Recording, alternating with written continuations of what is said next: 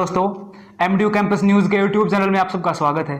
दोस्तों, काफ़ी दिन से छात्र संघर्ष कर रहे थे एमडीयू के अंदर सीट बढ़ोतरी को लेकर।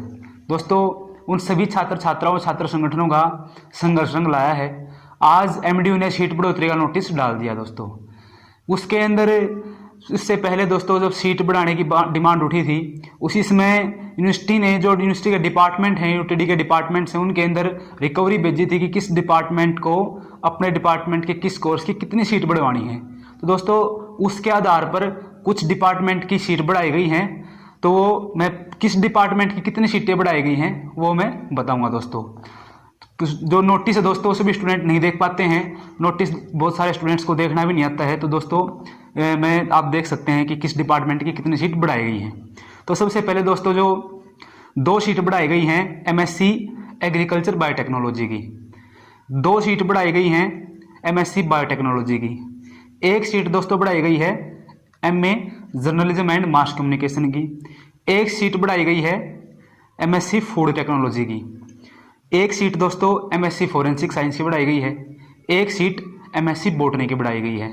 1 सीट दोस्तों एमएससी अप्लाइड साइकोलॉजी की बढ़ाई गई है।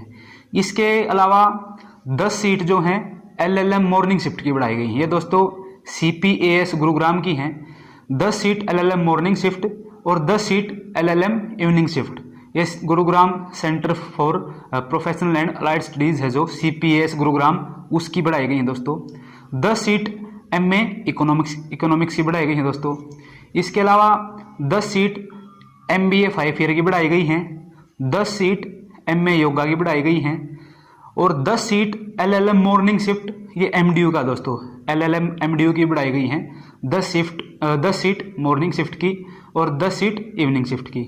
इसके अलावा दोस्तों जितने भी कोर्स बच गए, ये कोर्स मैंने बताए हैं, इनके अलावा जो भी कोर्स बच गए उनकी 10 सीट दोस्तों उन कोर्सेज की बढ़ाई गई हैं जिनमें लैब और प्रैक्टिकल वर्क है, 10% बढ़ाई गई हैं।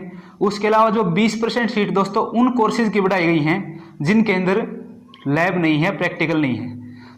तो कुल मिला के अनुमान ये है दोस्तों, जिनके अंदर लैब है और किसी कोर्स की 60 सीट हैं तो उसकी 6 सीट बढ़ा दी गई हैं। और अगर किसी के अंदर लैब नहीं है, मान लीजिए एमए हिस्ट्री है, एमए सोशियोलॉजी है, तो उसके अंदर दोस्तों 20% सीट बढ़ाई गई हैं। यानी कि किसी डिपार्टमेंट के अंदर 60 सीट हैं तो 12 सीट उसके अंदर बढ़ा दी गई हैं। तो दोस्तों इस तरीके से आप अनुमान निकाल सकते हैं अपने डिपार्टमेंट का कि अगर आपके डिपार्टमेंट में लैब नहीं है तो आपकी 20% सीट बढ़ी हैं। अगर आपका कोर्स जो लैब कोर्स है तो उसकी 10% बढ़ी है। तो दोस्तों ये एमडीयू की सीट बढ़ोतरी थी। इसके ऊपर दोस्तों जो काउंसलिंग का समय बताया है प्रशासन ने वो 26 अक्टूबर है। 26 अक्टूबर को सुबह 9 से 12 बजे के बीच इसके ऊपर काउंसलिंग होगी, ओपन काउंसलिंग की तरह ही। आप अपने डिपार्टमेंट में जाएं, जिस डिपार्टमेंट में आपको एडमिशन लेना है उसकी पहले आप अनुमान लगा के जो मैंने बताया, अगर उसमें सीट हैं तो ठीक है, नहीं तो आप जो परसेंटेज मैंने बताया उसके हिसाब से अनुमान लगाकर आप 26 तारीख को 9 से 12 बजे के बीच अपने डिपार्टमेंट में जाएँ और वहाँ अटेंडेंस लगाएं। ओपन काउंसलिंग में आपका दोस्तों एडमिशन होगा, आपकी मेरिट लिस्ट लगाई जाएगी ओपन काउंसलिंग की।